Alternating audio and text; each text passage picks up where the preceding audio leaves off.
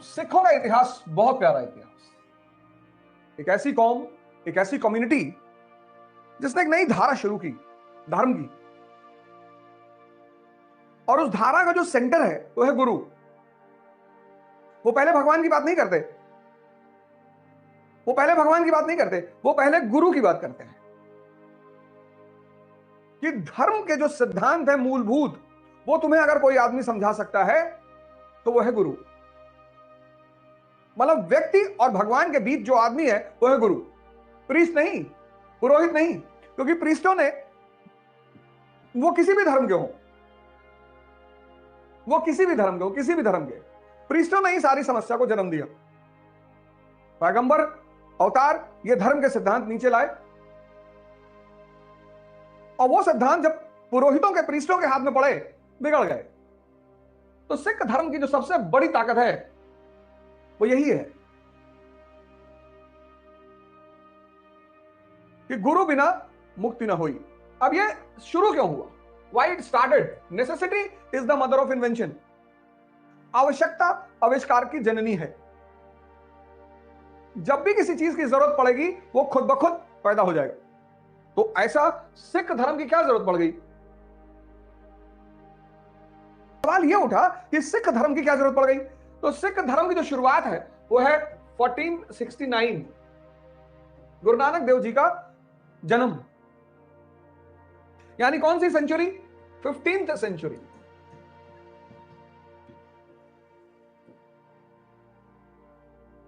सिख धर्म की जो शुरुआत है वो 15th सेंचुरी। 15th सेंचुरी में भारत की दशा, कंडीशन ऑफ इंडिया, भारत की दशा, कंडीशन ऑफ इंडिया क्या है? कंडीशन, सेंट्रल अथॉरिटी खत्म हो चुकी है। सेंट्रल अथॉरिटी, केंद्रीय सत्ता का अंत, के सेंट्रल अथॉरिटी वाज ओवर। केंद्रीय सत्ता का अंत। केंद्रीय सत्ता, कौन केंद्रीय सत्ता? दिल्ली सल्तनत। दिल्ली सल्तनत, केंद्रीय सत्ता का अंत। अब इस केंद्रीय सत्ता के अंत होने का क्या परिणाम था? अब ये सब चीज कनेक्ट करते हुए जाइए, सीखिए, बैठिए, सुनिए। अब ये देखो सिखों के बारे में, 1469 यानी 15th सेंचुरी, केंद्रीय सत्ता भारत में खत्म हो चुकी है, दिल्ली सल्तनत का अंत हो चुका है। अब दिल्ली सल्तनत का जब अंत हो चुका है तो पंजाब सबसे ज्यादा खतरे में, पंजाब सबसे ज्यादा खतरे में, सबसे ज्यादा खतरे में, पंजाब सबसे ज्यादा खतरे में। क्यों? क्वेश्चन मार्क लगा लो, क्वेश्चन मार्क लगा लो। पंजाब सबसे ज्यादा खतरे में क्यों? क्योंकि भारत में आने के दो दरवाजे हैं, 2 doors to enter in India, 2 doors to enter in India. Bharat में अंदर आने के 2 दरवाजे हैं। पहला दरवाजा बोलन पास, और दूसरा दरवाजा खैबर पास। एक बोलन दर्रा, एक खैबर दर्रा, ये 2 दरवाजे हैं भारत के अंदर आने के। ये जो दरवाजा है ये बड़ा खतरनाक दरवाजा है, रन ऑफ कच्छ में खुलता है। ये इलाका है, खतरनाक इलाका है। इस दरवाजे से एक आदमी ने एंटर करने की कोशिश की और बहुत बुरा मारा गया। कौन? मोहम्मद गौरी। इस दरवाजे से एक आदमी ने घुसने की कोशिश की थी, बहुत बुरा मारा गया। मोहम्मद गौरी, भीमा सेकंड, चालुक्य नरेश, बहुत पीटा मोहम्मद गौरी को। यह दरवाजा ये पंजाब में खुलता है और मध्य एशिया से भारत आने का सबसे सुरक्षित रास्ता है। इसलिए जितने भी इन्वेडर्स इंडिया आए वो इसी रास्ते से आए। वो चाहे शक हो, चाहे कुषाण हो, चाहे हूण हो, सब इसी रास्ते से आए। तो भारत में घुसने के 2 दरवाजे, एक बोलन और एक खैबर, और खैबर जो दरवाजा है वो पंजाब में खुलता है। अब आप कंडीशन देखो पंजाब की, दिल्ली की सत्ता का अंत, दिल्ली की सत्ता का अंत, दिल्ली की सत्ता का अंत, और खैबर बना खतरा। भारत सोने की चिड़िया और Punjab the land of prosperity. समृद्धि का क्षेत्र, पंजाब लैंड ऑफ प्रॉस्पेरिटी। अब सिचुएशन देखो, खैबर से खतरा। अब देखो इसको, सोचो, जागो, उठो। यही तो मैं चाहता हूं कि तुम इस चीज को सोचो और देखो। दिल्ली की सत्ता का अंत कौन सा ईयर? 1469 का समय चल रहा है। ये देखो, यही चीज तो छोड़ दी तुमने। अब ये पूरी पिक्चर सामने रखो कि 1469 का समय है, दिल्ली की सल्तनत का अंत हो चुका है, दिल्ली सल्तनत खत्म हो चुकी है, खैबर से खतरा है, मध्य एशियाई और पंजाब लैंड ऑफ प्रॉस्पेरिटी, समृद्धि का क्षेत्र है। और इस समय का पंजाब कुरीतियों का शिकार, पंजाब किसका शिकार? Social evils. आपके सर पे खतरा मंडरा रहा है और आप सामाजिक कुरीतियों के शिकार हो। ऊंच नीच, भेदभाव, आप बटे हुए हो। कोई भी आकर आपको लूट के लेके चला जाएगा, कोई भी आपके घर में 50 करोड़ रुपया रखा हुआ है, आपका पूरा घर आपस में लड़ रहा है, पिताजी है ही नहीं और आपके घर का दरवाजा खुला हुआ है, अब तो कोई भी आके लूट लेगा ना। ये है नेसेसिटी, ये है आवश्यकता। भाई कबीर भी इसी समय रहे, पर वो धर्म नहीं बन पाया क्योंकि कबीर थे कहां पे? बनारस में। वहां जरूरत ही नहीं। बनारस तक पहुंचते पहुंचते तो भारतीय जो आक्रांता बाहर से आता था, वो बनारस से पहुंचते पहुंचते गुटखा खाने लगता था। यही के रंग में रंग जाता था वो।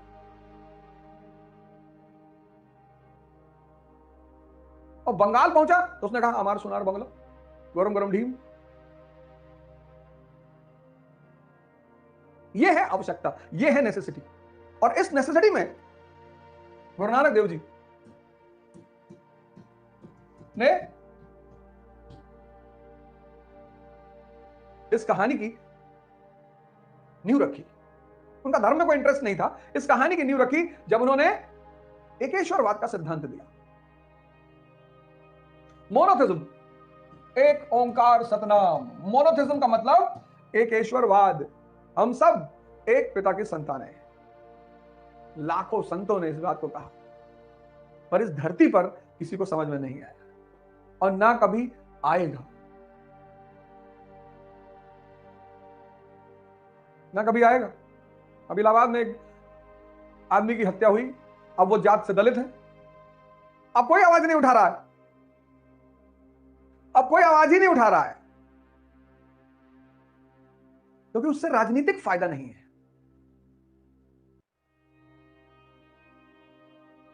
उससे कोई राजनीतिक फायदा नहीं है, उससे पोलराइजेशन नहीं होगा और उससे पोलराइजेशन को खतरा भी पैदा हो जाएगा।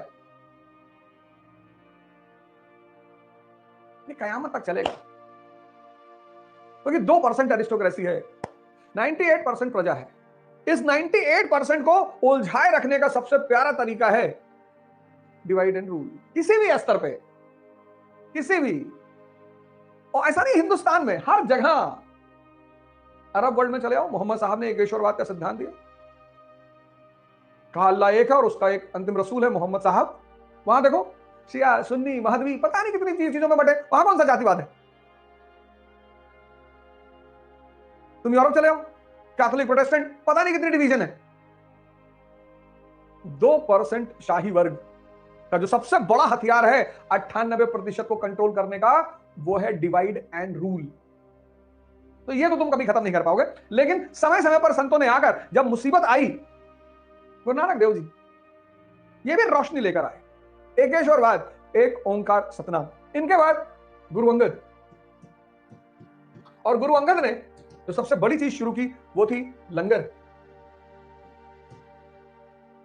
दोस्ती का सबसे बड़ा आधार है खाना। आप अगर किसी के साथ खाना नहीं खा सकते, किसी के घर में खाना नहीं खा सकते, तो उससे अच्छे संबंध होने के चांस न्यूनतम है। जो रिलेशन की शुरुआत है ना, वो भोजन है।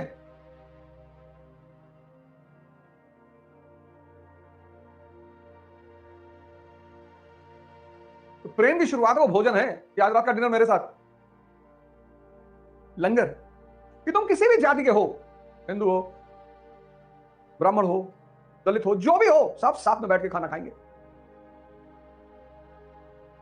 इसके बाद आए गुरु अमरदास, इन्होंने सामाजिक नियम दिए, सामाजिक सोशल रूल्स, और उसमें सबसे अहम रूल था विवाह का। सामान्य विवाह पद्धति, सामान्य हिंदुस्तान में विवाह गरीब मां बाप के लिए कितनी बड़ी चुनौती है, और अमीर मां बाप के लिए दिखावा है, हैसियत का। 50-50 करोड़ रुपया शादी में खर्चा कर दिए, 50-50 करोड़, और वो बेबी और बाबा 2 दिन साथ में नहीं रह पाए।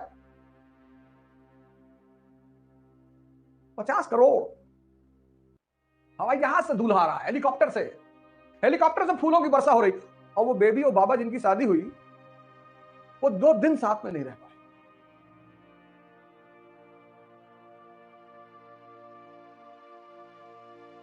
सूट और लहंगा और पार्टी और ये और वो, और हमारे भोलेनाथ शमशान की राख वाख मल के गए थे बारात लेके, लेकिन ताकत है अंदर की।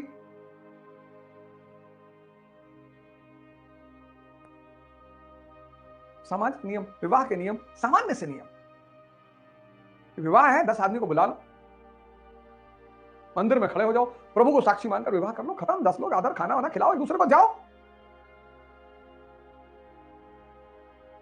ये तीसरे गुरु, गुरु अमरदास, और चौथे गुरु, गुरु रामदास। इन्होंने हरमंदिर साहब की स्थापना की, इसको आज हम कहते हैं गोल्डन टेंपल। और इस तरह सिख धर्म का एक धार्मिक आइडेंटिटी पैदा हुआ, धार्मिक केंद्र। हिंदू अयोध्या और रामेश्वरम, मुसलमान मक्का और मदीना, ऐसे Sikh Amritsar, golden temple.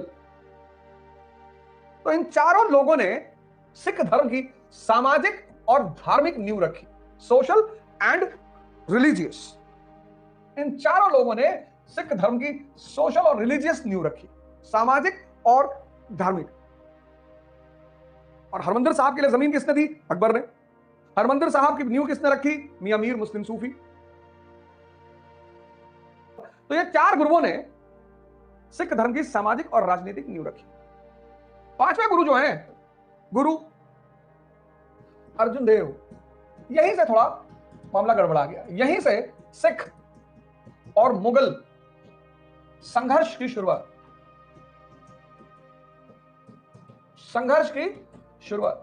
Question mark लगाओ, क्यों, क्या वजह थी सिख और मुगल संघर्ष की शुरुआत? अब आइडेंटिटी पैदा हो रही है, बड़ी अच्छी बात है, लेकिन आइडेंटिटी अगर राज्य के लिए खतरा बन जाए या राज्य को चुनौती दे दे तो राज्य बर्दाश्त नहीं करेगा। गुरु अर्जुन देव ने सच्चे बादशाह की उपाधि ली, सच्चा बादशाह। यह सूफियों की, संतों की परंपरा रही है, तो वो कोई माइंड करने वाली बात नहीं थी। स्वामी रामतीरथ अपने आप को बादशाह कहते थे। हिंदुस्तान में बहुत सारे संत स्वयं को भगवान कहते हैं, कोई बात नहीं।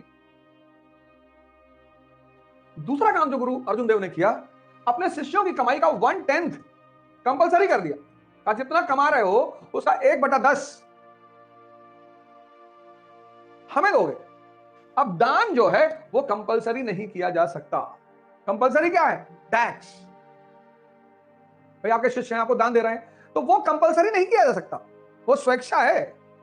अगर आप कंपलसरी कर रहे हो, इसका मतलब आप अथॉरिटी बनने की कोशिश कर रहे हो। लिख लो यहां पे, 1/10 शिष्यों की आय का 1/10 कंपलसरी देना ही है। और दान कंपलसरी नहीं हो सकता। कंपलसरी क्या हो सकता है? टैक्स।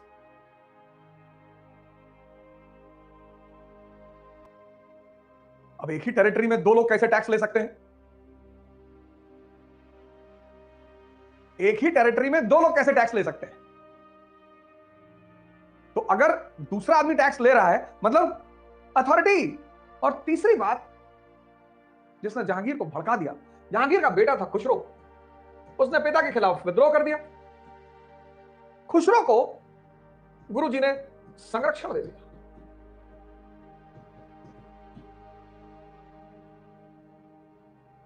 अब आप संत हैं, महात्मा हैं, और आपके पास किसी का बेटा आया कि मैं अपने बाप के खिलाफ हूं, आप समझा के भेज दीजिए। हालांकि जहांगीर की बदतमीजियां ने गुरु को मजबूर किया खुसरो को संरक्षण देने में। परेशान कर दिया अकबर को। अकबर के दोस्त अब्दुल फजल की हत्या कर दी। अव्वल दर्जे का शराबी और ये बड़ा योग्य आदमी था खुसरो, लेकिन जहांगीर के मन में तनाव तो था ही कि गुरुजी आप हमको टक्कर दे रहे हो। और यहीं पर जहांगीर ने एक गलती कर दी। गलती है और गलती यह है कि गुरु अर्जुन देव को कैपिटल पनिशमेंट दे दी, फांसी दे दिया। और यहीं पर जहांगीर गलती कर गया, नहीं करना चाहिए था। गुरु खिलाफ जा रहे थे, कुछ गलत कर रहे थे, आप देश निकाला दे दो, कह दो भैया आप डोरा डंडा उठाओ और जाओ यहां से। देश निकाला, लेकिन जिस समुदाय का अस्तित्व पैदा हो रहा हो उस समुदाय के गुरु पर आप हमला करोगे तो तनाव तो शुरू होगा ही। और गुरु अर्जुन देव की हत्या से सिख और मुगल संघर्ष की शुरुआत किसने की? गुरु हरगोविंद जी ने। अकाल तख्त की स्थापना,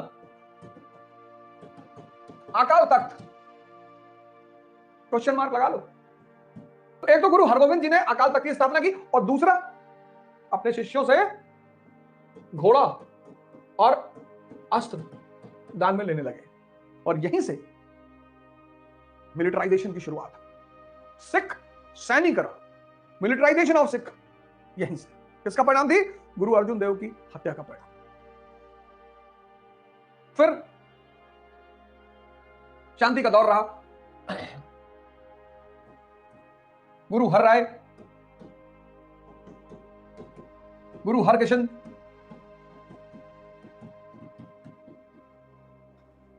शांति का दौर रहा। गुरु हरगोविंद जी का भी थोड़ा सा मसला हुआ शाहजहां के साथ, लेकिन फिर वो मामला शांत हो गया। फिर ये दो गुरु रहे हमारे, गुरु हर राय जी रहे, गुरु हरकिशन जी रहे, शांति का माहौल बना रहा। औरंगजेब के दरबार में भी गए, मसला बिगड़ा गुरु तेग बहादुर जी से।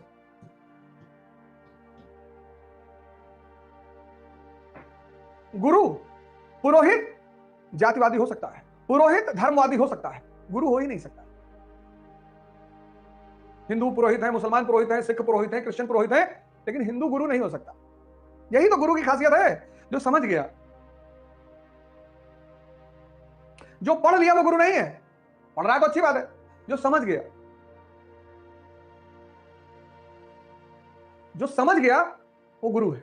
उसके लिए माने नहीं लगता। आज इतना ब्राह्मणों को गाली दे रहे हैं। पुरोहित को तुम टारगेट बनाओ, पुरोहित को। फिर मैंने कहा पोलराइजेशन।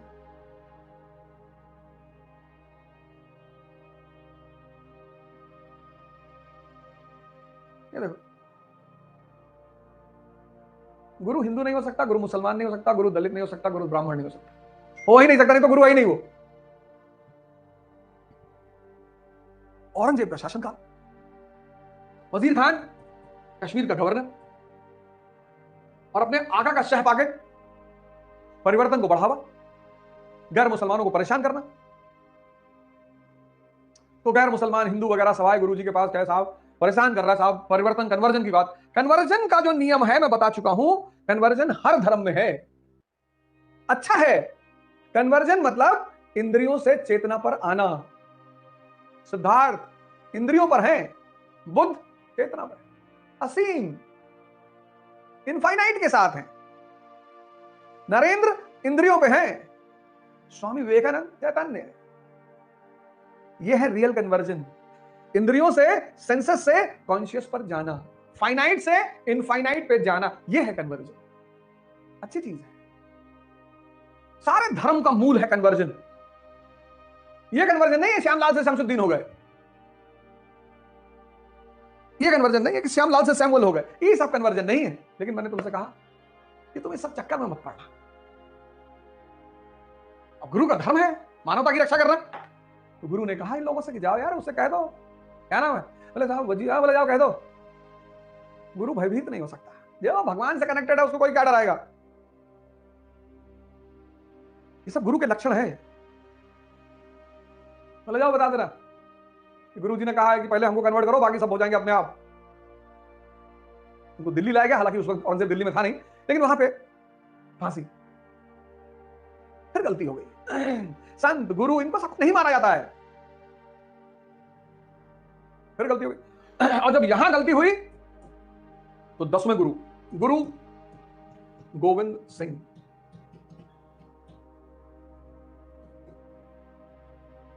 और यहां उन्होंने तो सबसे बड़ा काम किया, वो खालसा की स्थापना की। प्योर खालिस कहते नहीं, खालिस, खालिस मतलब प्योर। तो जो खालिस्तान की अवधारणा है वह है शुद्ध लोगों का शासन, जैसे राम राज्य है, इस्लामिक राज्य। इस्लामिक राज्य का मतलब यह नहीं कि सलमान खान और शाकिर और सुलेमान इनका शासन होगा, नहीं। इस्लामिक राज्य का मतलब है कि जो व्यक्ति हार्ट से शुद्ध है। राम राज्य, इस्लामिक राज्य, खालिस्तान, इसको उल्टा लिया, कहते हैं खालिस्तान मतलब जहां से सरदार रहते हो, ऐसे थोड़ी होता है। सब बड़े अच्छे कॉन्सेप्ट हैं, इनको बिगाड़ दिया गया। खालिस्तान सब बिगाड़ दिया गया। खालसा शब्द का मतलब है प्योर। प्योर कोई भी हो सकता है, हिंदू हो सकता है, मुसलमान हो सकता है, कोई भी हो सकता है। लाल बहादुर शास्त्री राम राज्य के नेता है, कुर्ता फटा हुआ है, चीन गए हुए हैं। भारत के प्रधानमंत्री का कुर्ता फटा हुआ ऊपर से, चीन गए हुए हैं। प्योर, मानवता की सेवा के लिए। बड़ी जबरदस्त कहानी है गुरु गोविंद सिंह की। मध्यकाल की हिस्ट्री पढ़ाऊंगा तो मैं बढ़ाऊंगा। और गुरु गोविंद सिंह जी ने कहा कि सिंह टाइटल यहीं से शुरू हुई, बोले मैं किसी को भी शेर बना दूंगा। सब जाति धर्म के लोगों को दीक्षित किया इन्होंने, मुसलमान इनके साथ, दलित इनके साथ, ब्राह्मण इनके साथ। बोले तो क्या, अरे बोले आप खड़े हो जाओ एकदम, जो बोले सो निहाल, सत श्री अकाल, चलो तलवार। क्या करें साहब? बोले कर रहे नहीं, मानवता की रक्षा करना है। बोले जी सरकार, कोई भी लूट रहा है, कोई भी बहन बेटी की जान खतरे में है, इज्जत खतरे में है, वहां तुम्हें खड़ा होना है। तुम्हें यह नहीं देखना है कि तुम सिख हो, वो मुसलमान स्त्री है, वो हिंदू स्त्री है, वो दलित स्त्री है। 1.25 लाख से एक लड़ावा, बड़ी कुर्बानियां दी इन्होंने, बहुत। जब जरूरत, आवश्यकता, necessity is the mother of invention. राज्य बेवकूफी की हरकतें कर रहा है तो संत को तलवार उठाना पड़ गया, जरूरत है, वरना संत क्यों तलवार उठाएगा? अगर राज्य अपनी जिम्मेदारियों को कायदे से कर रहा है तो संत उठाएगा ही नहीं। संत क्यों निर्वहन करेगा, क्यों आएगा राजनीति में? अगर राज्य अपनी जिम्मेदारियों को कायदे से, संत वहीं पर राजनीति में आएगा, संत वहीं पर हथियार उठाएगा, वो उसकी मजबूरी है। वो चाहे तो मोहम्मद साहब को ले लो, चाहे भगवान कृष्ण को ले लो, चाहे गुरु गोविंद सिंह जी को ले लो, और चाहे योगी आदित्यनाथ को ले लो। संत जब भी, उसको जरूरत ही नहीं है, उसको जरूरत ही नहीं है। लेकिन जहां भी ये दुनियावी लोग अपना दायित्व निर्वाह नहीं कर पाएंगे, वहां किसी आदमी को आना पड़ेगा।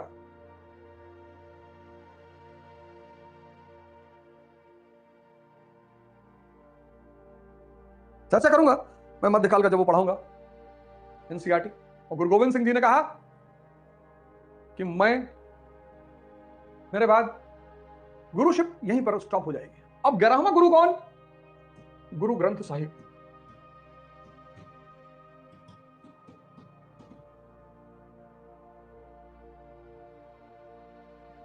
बड़ी लड़ाई चली औरंगजेब से, मुगलों से बहुत लड़ाई चली। उसके पीछे राजनीतिक कारण भी थे, धर्म नहीं था, धर्म तो मुद्दा ही नहीं था। राजनीति, मैं चर्चा करूंगा उस पर, राजनीतिक मुद्दे थे। और 1708 में गुरु के एक शिष्य ने गुरु पर हमला कर दिया, और यहीं से 1707 औरंगजेब की मृत्यु, 1708 गुरु गोविंद सिंह, और यहीं से सिखों की कमान आ गई बंदा बहादुर के हाथ में। बंदा बहादुर 18वीं शताब्दी में पंजाब का नायक, महाराष्ट्र का ब्राह्मण, गुरु का शिष्य, बंदा बहादुर। गुरुदेव ने ही नाम दिया बंदा बहादुर। बहादुर शाह से समझौता नहीं हो पाया, मैं पढ़ा चुका हूं। बहादुर शाह से समझौता नहीं हो पाया, और जहांगीर शाह समझौता नहीं हो पाया। फारूक सियार के काल में 1715 में पकड़ लिए गए और इनकी हत्या हो गई। एक तो विदेशी मराठी ब्राह्मण और पंजाब में एक्टिव, लोकल आदमी को कष्ट हो रहा था ना, और फिर ये आदमी जमीनी लोगों के लिए काम कर रहा था। कमजोर लोगों के लिए काम कर रहा। तो पंजाब का जो शाही तबका था वो इस आदमी के खिलाफ था, और इस आदमी ने पहली कोशिश की, बंदा बहादुर ने, पहला व्यक्ति, first to dream for a Sikh state. बना नहीं पाया बंदा बहादुर जी उसको बना नहीं पाए, लेकिन first to dream about Sikh state.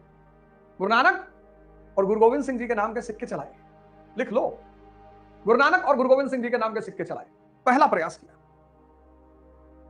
1715 में पकड़ लिए गए, हत्या हो गई।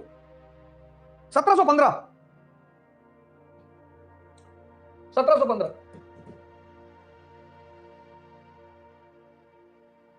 पंजाब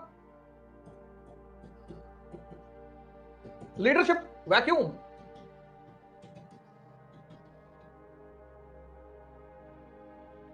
पंजाब में लीडरशिप गायब, दिल्ली खतरे में, अफगानी एक्टिव। ये देखो 1715, अफगानी ईरानी एक्टिव, दिल्ली इनएक्टिव, बीच में Punjab leaderless, land of prosperity. तो अब इनको मौका मिलेगा तो ये भी लूटेंगे, इनको मौका मिलेगा तो ये भी लूटेंगे।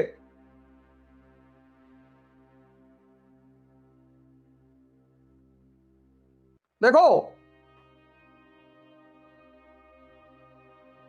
इनको मौका मिलेगा तो ये भी लूटेंगे, इनको मौका मिलेगा ये भी लूटेंगे। तो एक ट्रेडिशन की शुरुआत हुई, गुरुमत्ता। गुरुमत्ता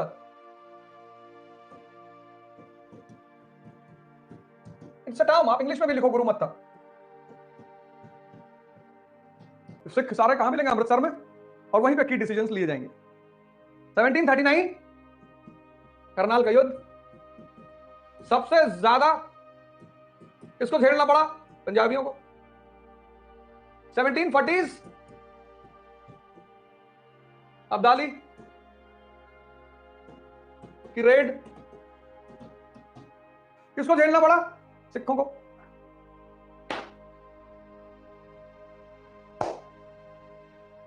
अफगानी आते थे पंजाब, हिंदू मुसलमान औरतों को उठा ले आते थे। तो जो सिख गुरिल्ला थे, ये 12 बजे रात में अफगानिस्तान पर हमला करते थे और हिंदू मुसलमान की औरतों को वापस लेकर आते थे। इसलिए किसी सरदार को कभी मत कहना 12 बजे सरदार जी, तुमको गाली पड़ती है। पागल लोग, कुछ पता तो है नहीं किसी सरदार जी 12 बज गए। हिंदू मुसलमान इनकी औरतों को नहीं उठाते थे अफगानी, उनको पता था। हिंदू मुसलमान, ये सिख गुरिल्ला ये रात में 12 बजे हमला करते थे। खौफ बन गए थे सिख अफगानिस्तान के लिए, खौफ। कहते हैं अफगानी औरतें अपने बच्चों को हरि सिंह नलवा के नाम पे सुलाती थी। ये जलवा था सिखों का। और जो भी मानवता के लिए काम करेगा उसकी तारीफ तो होगी ही, क्यों नहीं होगी तारीफ उसकी? एकदम होगी तारीफ। आज भी मैं किसी गुरुद्वारे के सामने किसी सिख को खड़ा होकर भीख मांगते हुए नहीं देखता ही नहीं। मैं तो कहता हूं लोगों से, कोई सरदार कहीं गुरुद्वारे के सामने भीख मांगते मिले मुझे दिखाना यार। और गुरुद्वारों के सामने मांग कौन रहा है? दूसरे धर्म के लोग। शर्म नहीं आती इनको कि कुछ सीखो उनसे। हालांकि कभी कभी ये स्वाभिमान अभिमान को भी पैदा करता है। मैंने बहुत बार देखा सिखों को कि तो बड़ा पब्लिसाइज करते हुए, नहीं करने की जरूरत है। आप जो दान पुण्य कर रहे हो वो परमात्मा देख रहा है। किसी को भी अपने दान पुण्य को सोशल मीडिया पर नहीं डालना चाहिए। आप किसके नाम पे कर रहे हो? परमात्मा के नाम पे, वो देख रहा है ना। आपने दान किया और फोटो खींच के डाल दिया एफबी पे, तो इससे तो आपकी गौरव बढ़ा, आपका सम्मान बढ़ा कि अरे भैया बहुत दानी है। तो आपने जिसलिए दान किया कि मेरा नाम बढ़े, मिल गया, तो भगवान से क्या लोगे? इसलिए सभी धर्मों ने कहा है गुप्त दान। तुम्हारा दान किसी को पता ना चले। तो किसी नीडी को तुमने 1000 रुपए दे दिया और वो तुम्हें जानता नहीं, तो वो किसको धन्यवाद कहेगा? प्रभु को कहेगा भगवान मिलने आए थे भैया, भगवान भैया हमारी मदद किए। तो जब वो बार बार भगवान का नाम लेगा तो भगवान तुम्हारा नाम लेगा। सोशल मीडिया पे दो केला लिए दिखा रहे। इस दुनिया में हर आदमी भिखमंगा है, सब भगवान से मांग रहे हैं।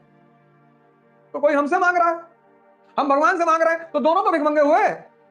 और एक भिखमंगा दूसरे भिखमंगे को कुछ देके अगर सोशल मीडिया पे डाले, दाता एक राम भिखारी सारी दुनिया। दाता एक राम, दाता